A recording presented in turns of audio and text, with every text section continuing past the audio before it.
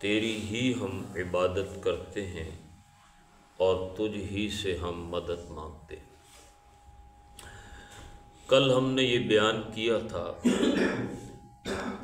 کہ عبادت کا ایک تصور مشرکین مکہ میں یہ تھا کہ وہ اللہ کو صرف بادشاہ مانتے تھے، تو کچھ وقت کے لیے وہ اللہ کے سامنے جھک جاتے تھے، زیادہ سے زیادہ حج کر لیتے تھے، قربانی کر لیتے تھے،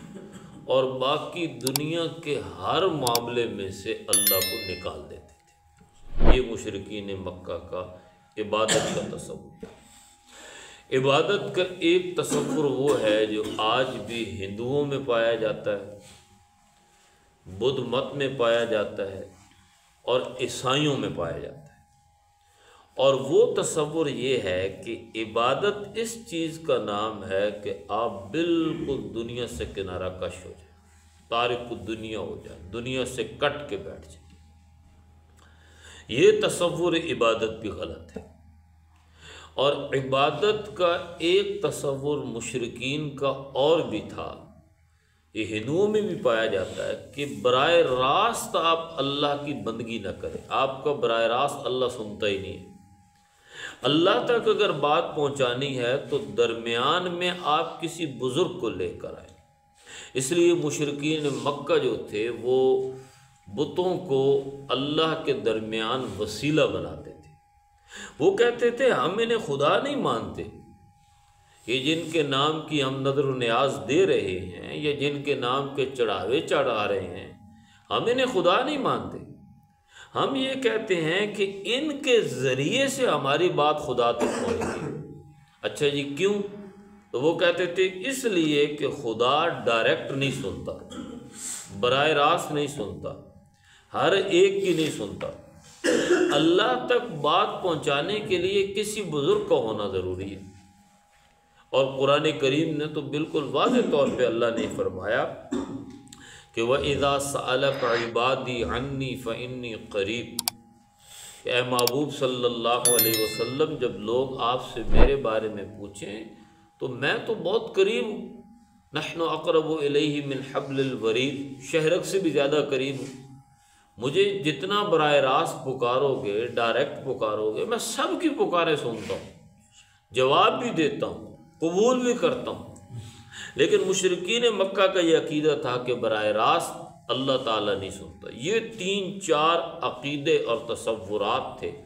جو آج بھی موجود ہیں۔ ان میں سے ایک تصور یہ ہو گیا، دوبارہ یاد رکھیے گا، ایک تصور عبادت یہ تھا کہ اللہ کا دنیا کے ساتھ کوئی تعلق نہیں ہے، معاملات کے ساتھ کوئی تعلق نہیں، اللہ کو بس کچھ ٹائم کے لیے، کچھ لمحے کے لیے آپ نے وقت دینا ہے، باقی آپ جانیں اور دنیا جانے۔ دوسرا تصور یہ تھا کہ آپ دنیا سے بالکل کٹ جائیں، جو بندہ رب کی عبادت کرنے والا ہوتا ہے اس کا دنیا کے ساتھ کوئی تعلق نہیں۔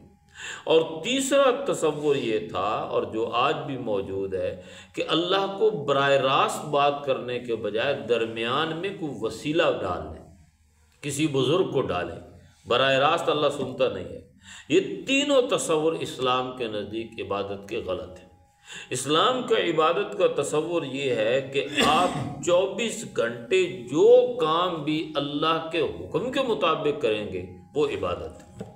وہ چاہے دنیا کا کام ہو، وہ چاہے آپ کے گھر کے معاملات ہوں، آپ کی دکان کے معاملات ہوں، آپ کی زمینداری کے معاملات ہوں، آپ کی شادی بیاہ کے معاملات ہوں، آپ کی خوشی غمی کے معاملات ہوں،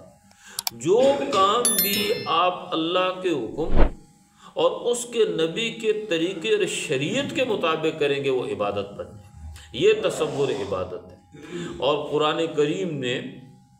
سورہ بقرہ کے آغاز ہی کے اندر یہ بات کر دی اور سارے انسانوں کو مخاطب کر کے کہا یا ایھا الناس اعبدوا، اے دنیا بھر کے لوگوں عبادت کرو ربکم، تم اپنے رب کی۔ اور جتنے نبی آئے قرآن کریم ان نبیوں کے وہ خطاب ذکر کر کے کہتا ہے کہ ہر نبی نے اپنی قوم سے یہ کہا یا قوم اعبدوا اللہ، اے قوم اللہ کی عبادت کرو، اے قوم اللہ کی بندگی کرو۔ اللہ تعالیٰ قرآن کو سمجھنے اور عمل کی